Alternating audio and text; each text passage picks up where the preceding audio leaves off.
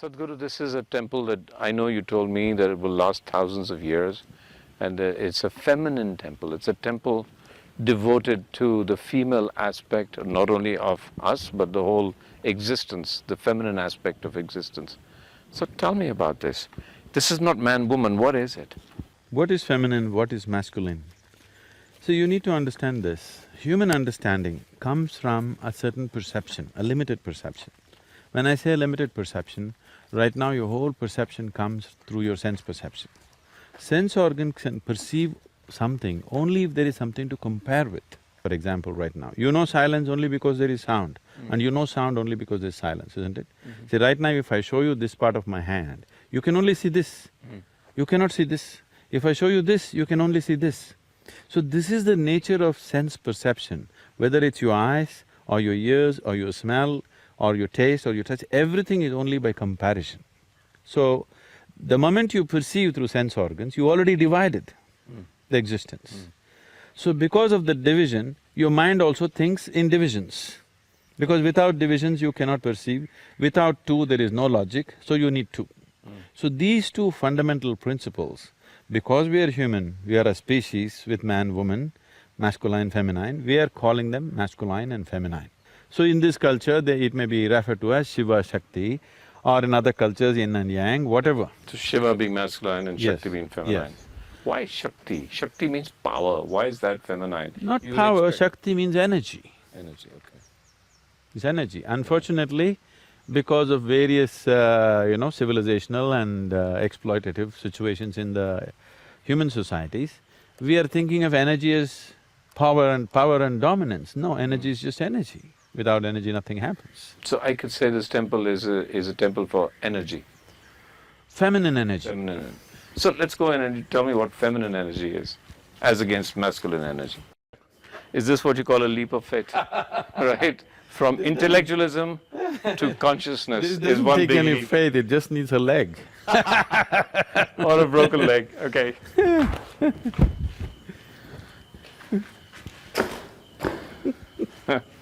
When we say a temple, this must be understood. The temple is like a body. To energize the system, temple is not a place of worship. Temple is not a place where you go and make appeals to some unknown god up there. This is not that kind. This is not a place where you lead a prayer. That is the uniqueness of this culture. Here, temple is like a body, energized in a certain way. Now if you see the masculine temple that we have, is circular in nature, because that is the quality that it is. The feminine temple is in the form of a triangle. There's a whole lot of things in its geometry, how it is made.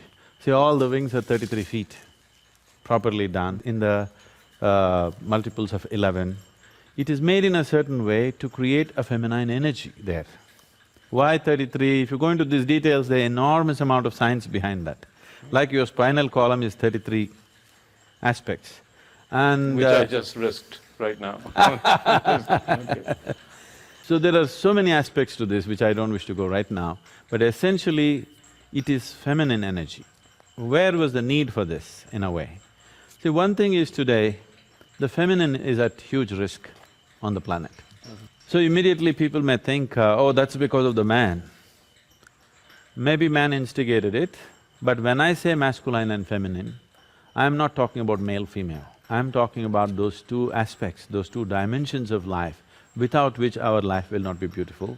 Our life cannot work actually, even in the most fundamental way. So, because people start thinking in terms of dominance, this is a problem. If you're not looking at life as dominance, if you're looking at life as integration, if you're looking at life as cooperation, if you're looking at life as oneness, then without these two dimensions, there is no existence. But unfortunately, societies have taken on to this as to who is dominating right now, whether masculine or feminine. If any one of them dominates, it'll turn ugly. It's not that if masculine dominates, it'll turn ugly, or feminine dominates, it'll turn ugly. If any one of them dominates, it'll turn ugly. Above all, if you start thinking in terms of dominance, your life will turn ugly. By domination, you will not know life. Only by inclusion you will know life.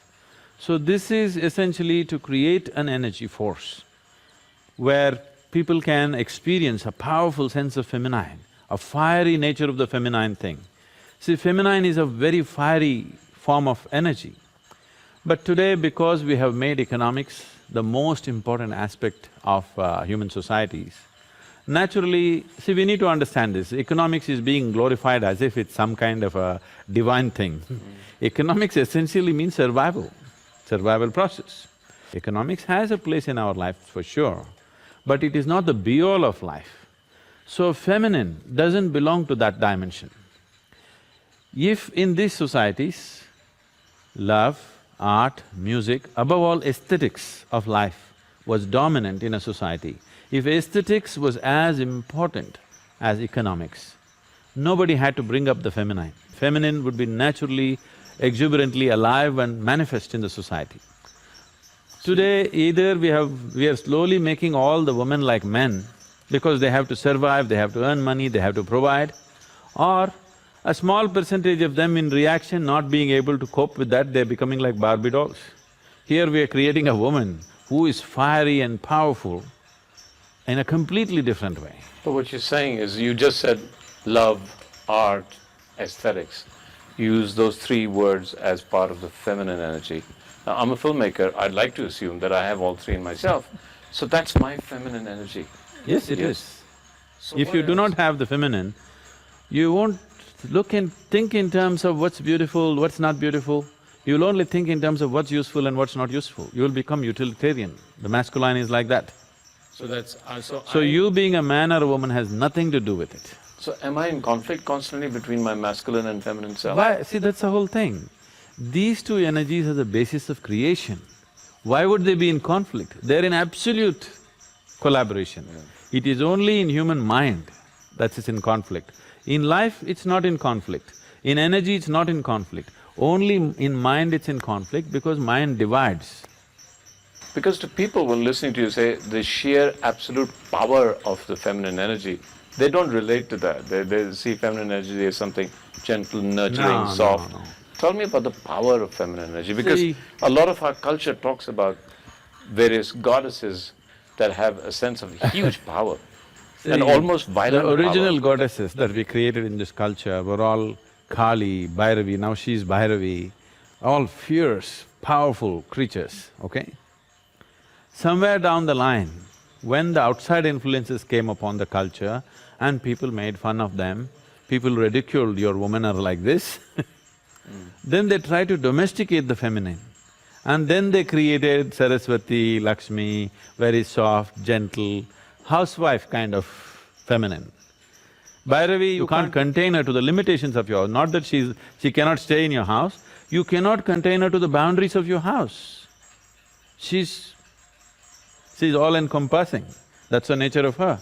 That's the nature of the feminine, that it's all embracing, not all conquering, you must understand. Man wants to be in conquest, a woman wants to embrace. And By conquest, you'll never have it. By embrace, you'll have it, isn't it? See now it's come to a point where the work has become almost feminine, okay? You need gentle hands to do what they're doing. But before that, this rock was in the quarry, okay? There you needed some hard tools to cut it, make it a big piece, transport it in the truck, bring it in, hold it there, cut it down to size. All that was very masculine. If that masculine work had not happened, this feminine part would be not possible. This is so in the society also, I want you to see.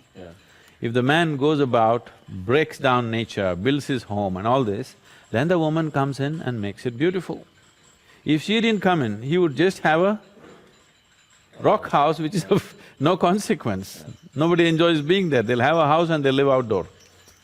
It's happening in cultures where feminine has been suppressed. They have great homes, but they always want to be outdoors. it's a good place to talk about what consecration means. What does consecration mean? What do you consecrate? I mean, what is that? What is that process and what is it achieved? See, this is happening everywhere around you, all the time. One form of existence or one form of energy is transforming itself into another.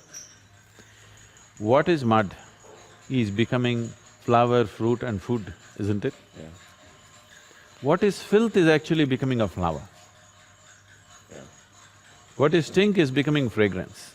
It's happening. If you eat the food, this food becomes, from what was just a grain of rice, becomes such a sophisticated machinery like human body. So, if you make mud into food, you call it agriculture. If you make food into this, you call it digestion. If you make this into mud, usually we call it cremation or burial, whatever. So if you can make a stone or some other gross substance, a material substance, into a divine reverberance, into highest, subtlest possible reverberance, that's called consecration. So the whole existence is doing it all the time in different levels. So this is a certain science and a technology through which you transform the grosser elements into finer elements. Unfortunately, this was always mistaken as producing gold. The alchemy of the West is always talking about producing gold. Gold has no worth except in the market, okay? It's only greed which makes a man go towards gold. The Indian alchemy never talked about making gold. Indian alchemy always talked about making grosser elements into finer substances, making a stone into the divine. So the whole Indian alchemy is like a consecration process. Right now, there is an agricultural science, right? Yeah. They will teach you how to study the soil, the qualities of the soil, the seed, the manure, everything. So they only set those conditions. They will set the soil conditions, they'll set the seed condition, everything else that's necessary to grow. But the growth itself, the transforming earth into food, that no scientist does. That is happening by nature. Here also the same thing. We have a whole science. If we set all these conditions, the growth becomes subtle. So when I was building something and this was my first project, I'm building a farm near Mysore. And I'm doing it with a real short shoestring.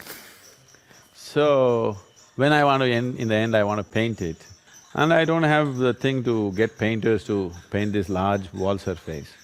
So I want to paint it and it takes too much time to go like this. So what I do, I dip, hold it here and just walk. One smear of paint from this end to that end to this end. The first smear that I did, I dipped and walked like this. Here the smear was thick. As it went, it became lighter, lighter, lighter, lighter and became really subtle. I just looked at this and I burst into tears. That was one great moment of realization for me. This is the whole creation. From a rock to divine, this all the thing is. It's either dense or it's subtle, that's all it is. It's the same existence everywhere. Whether you look at the earth or you look at your body or you look at what you call as divine, it is all the same substance. It is just getting subtler. And whatever we are creating as divine is just that, making a rock into a subtler form of energy. Every substance on the planet is exuding a certain kind of energy, reverberation, which is a scientific fact. You can change the way it exudes, what type of energy it exudes, you can change that. Altering that to a very subtle and useful form of energy is consecration process. So temples were energy forms, temples were energy places, where every day in the morning before you start your day, you go sit there for some time, imbibe this energy and go into the world. Why this became necessary is, see, once you step into the world, for an ordinary person, a common man, every transaction in the world, whatever it may be, what is your profit is somebody's loss, what is somebody's profit is your loss. Whether it's family transaction between husband and wife, father and son, between business partners, or every transaction. There's something to give up, something to take everywhere, that's why it's a transaction. So if you're not sufficiently lubricated in the way you are, every transaction is a point of friction, a possible friction. There are some people who are making every transaction into a friction, some people are conducting their transactions gracefully. So every day going, sitting in the temple was just this, you are well lubricated. When you step out, you can pass through the world with least amount of friction. So this is a very, very significant instruction which is still alive in the southern part of this country. Here, nobody tells you if you go to the temple you should pray. They always tell you if you go there, you must sit there. You must sit there for some time and come. But today the instruction has become like this, the way they're following it is they touch their bottom to the floor and they go. Nobody told you you have to pray, nobody told you have to make an offering, you just have to sit there. But they also told that people on the spiritual path need not go to the temple because they have self-charging mechanisms. So temple is essentially for a householder who has his own way of transforming his energies. Use a public place, a battery charging place it is. So this is feminine energy, it's triangular. The whole temple is triangular. It's an equilateral triangle, okay? There are many aspects of the geometry which I don't want to go in, but the significant aspect is there's another triangle fitting into this in a smaller capacity. So a downward triangle is… And that's this one. No, this downward triangle Yeah. always symbolizes the feminine. Okay. The upward moving triangle symbolizes the masculine. But here, normally it would be depicted like this. Okay, this is also the Star of David and whatever else the star is used, and this is the basic yantra for Sri Chakra and everything. This is the masculine and feminine meeting. But here, the masculine is held inside the feminine triangle because here the masculine is unborn. It's in the womb of the feminine. So it's a smaller triangle held inside. It is not a larger triangle like a male meeting the female. This is like in the womb. The masculine is a child in the feminine's womb because here the feminine is in a dominant form. So there is a whole geometry of things in this where we are trying to build a body of the feminine to energize it in a certain way. So Devi will sit here, this is also a triangle and this is into the earth, here there are steps going in. Being in the earth is very important for the feminine. So the deity herself is going into the earth and people have to go in to meet her, that's how it is. And there are lots of symbolisms attached and geometry involved in this whole process.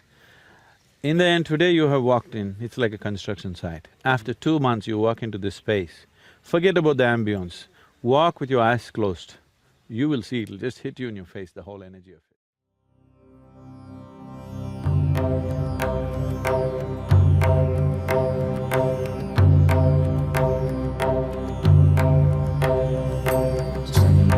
Chandrasekhara, Chandrasekhara, pahi maam. Chandrasekhara, Chandrasekhara, Chandrasekhara.